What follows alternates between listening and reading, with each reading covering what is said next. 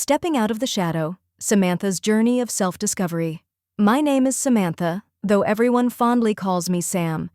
At 32, I find myself reflecting on my role as the middle child in a family where I've often felt overshadowed by my siblings.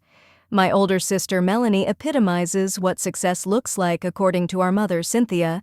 3 years my senior, Melanie is a corporate attorney married to her college sweetheart David, a successful surgeon. Their picture-perfect life in our upscale hometown of Westfield includes 2 adorable kids and a home seemingly straight out of a magazine. In stark contrast, I reside in a modest city apartment and work in marketing, a job that, while steady, lacks pizzazz. Until a year ago, I was single. My life felt like a background tale, overshadowed by the vibrant narratives of my sister and my brother Josh. At 20, Josh is still finding his footing, trapped between living up to Melanie's high expectations and discovering his own path. Family gatherings often resemble Melanie's show and tell. Our mother has a knack for steering conversations back to my sister's achievements, whether discussing her new promotion, home renovations, or her children's milestones. Growing up with a mother's thinly veiled favoritism stung. At family dinners, I would dutifully nod as Melanie's victories were paraded before us. The pinnacle of my achievements, graduating college with honors, merited a mere lukewarm acknowledgement. "That's nice, dear. And how's Melanie doing?" Independent since my early 20s, I pride myself on paying my bills and managing my life, but it felt like my success barely registered in the family hierarchy. The pressure to excel not only weighed heavily on me, but also on Josh. I watched as he navigated his college days, often receiving advice from our mom to seek Melanie's guidance, further adding to his sense of inadequacy. This past Sunday, however, forced something to give.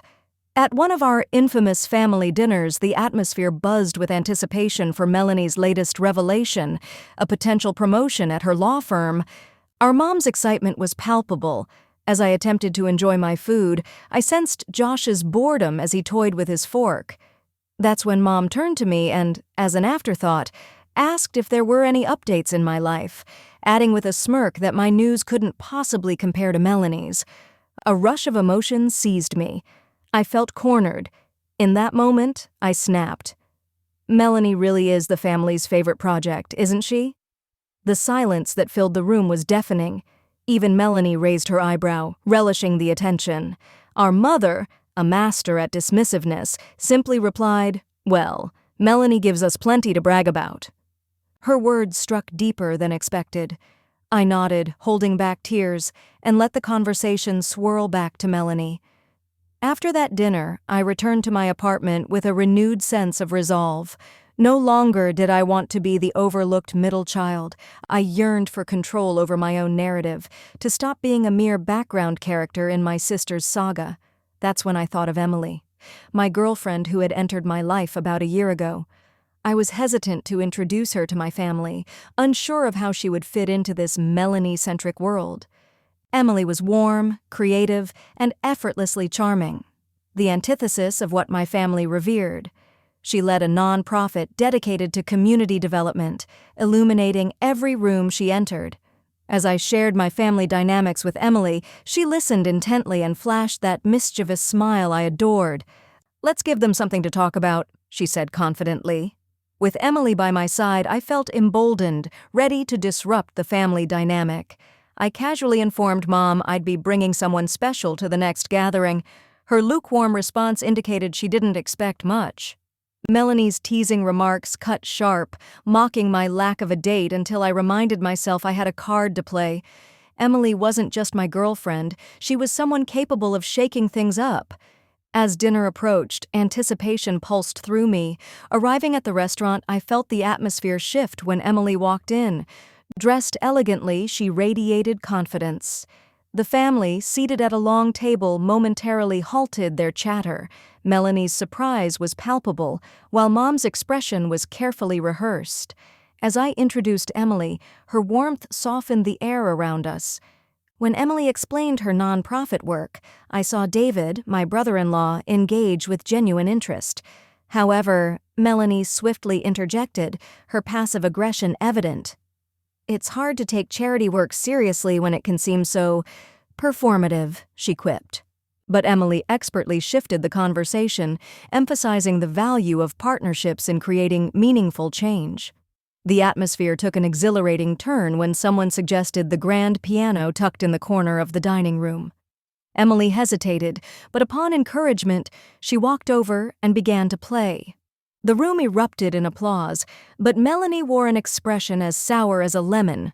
Later, as the evening continued, Melanie let slip that her promotion wasn't finalized. Emily seized the moment to steer the conversation to her work, ensuring Melanie's momentary embarrassment faded. Driving home that night, I could hardly contain my joy. For the first time in a long while, the spotlight wasn't solely on Melanie, it was shared. Emily had altered the family dynamic, and I knew this was just the beginning.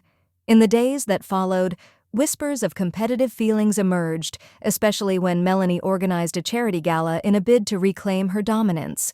When I told Emily about it, she had a devious glint in her eye. "I'll donate a painting to the auction," she declared, revealing she had a talent for creating beautiful art pieces. The day of the gala, Melanie's home was a spectacle. Emily's painting entered as an anonymous donation and quickly stole the show. When the auctioneer announced the piece, the bidding reached impressive heights. For Melanie, this was a blow to her meticulously maintained image. Yet, when Emily revealed she was the artist, the applause was thunderous. Dinner that night turned tense. Melanie accused Emily of orchestrating the night to overshadow her. Josh finally stepped in, defending Emily with outspokenness.